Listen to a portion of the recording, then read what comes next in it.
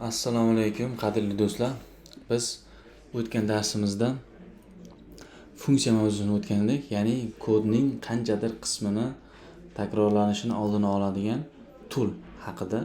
Endi bu darsimiz funksiyalarni ham takrorlanishini oldini olish maqsadida ishlab chiqilgan tool template'lar haqida bo'ladi. Template o'zi nima deydigan bo'lsak, funksiya nima ish qilgan bo'lsa, oddiy kod ustida. Template ham funksiyalar ustida xuddi shu ishni qiladi. Ya'ni ma'lum bir kodni qayta takrorlanishini oldini olishga yordam bergan va qayerdadir xato bo'lib qolsa bitta joyda to'g'rilashga yordam bergan funksiya o'zi ham qayerdadir takrorlanib qoladi va qayta yoziladi. Xuddi shu narsani template uni oldini olib beradi. Kelinglar, uni mana bu misolimizda ko'rib chiqaylik. Hop, using namespace std. Hop, mana bu qismda ozgina template shablon, ya'ni template haqida ma'ruza bor. Buni ham ko'ramiz hozir. Hop, endi oddiy funksiya yozib ko'raylik. Ikkitasini xonima qo'shib beradigan. Hop, int add. Hop, int a, int b. Return a plus b. Bu ikkita sonni qo'shib beradi. Mendan ham yaxshi bilasizlar. Hop, add 1 bilan 2. Tugmani bosamiz. Mana. Hop, using namespace xato bo'ldi. Space std. Hop, mana 3 degan javobni oldik. Endi kelinglar, ikkita stringni qo'shib ko'raylik. Hop, string add string a string b return a plus b. Hop, endi qarab turibmizki,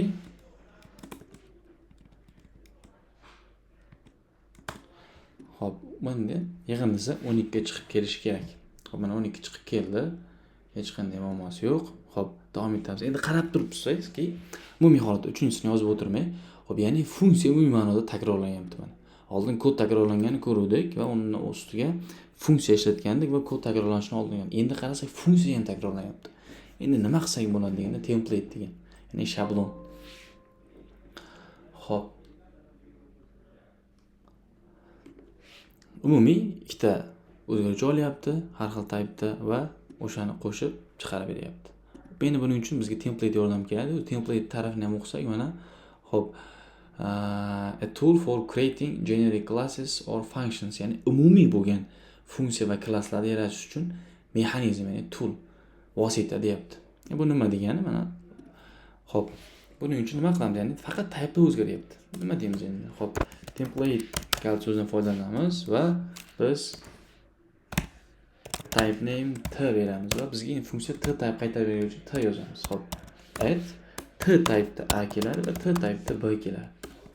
Hop, bu shu return a b ni qo'shadi. Mana t type'dagi, agar t type'dagi b ni qo'shsa, t type hosil bo'lganligi uchun t bo'ldi mana. Endi nima qilamiz? Mana tepadagi ikkita qismi umuman kerak emas bizga, o'chirib tashlasak ham ishlayveradi. Faqat endi buni nima qilish kerak? Uch burchak qavs bilan qaysi type'da ishlatmoqchi bo'layotganimizni berib qo'yishimiz. Stringda qo'shsak 12 bo'ladi. Stringda 1 ga 2 ni qo'shsak 12. Hop, cout add intda 1 ga 2 ni qo'shsak 3 bo'ladi mana. Tasavvur qilinglar, mana bu end line bo'lmaganligi uchun shunday bo'lib qoldi mana. O'zingizlar ko'rib turibsizlar, ya'ni funksiya takrorlanishini oldini oldi. Hozir funksiyamiz 2-3 qatorda. Kelajakda 50 qator, 100 qatorga, 1000 qatorli funksiyani 6 xil type yozib chiqmoqchi bo'lsangiz, 1000 qator, 6000 qator bo'lib ketadi. Undan bitta type name yozib turib, template yozib, pastidan bitta belgi bilan uni qo'shib, qaysi typeligini berib ketsak, kifoya qiladi. Mana shu template'ning kalit so'zi, ya'ni nima uchun ishlatilishi va nima maqsadda qo'llanilishi, ya'ni bu ham funksiyalarda qayta ishlatilishi va bunday masalan a+1 bitta o'zgartma qo'shib qo'ymoqchi bo'lsak nimadir o'shalarni mana bu qismida bitta logika almashtiramiz. Mana ikkita chaqirilgan joyda u almashadi logika. Xuddi shu narsada ishlab beradi.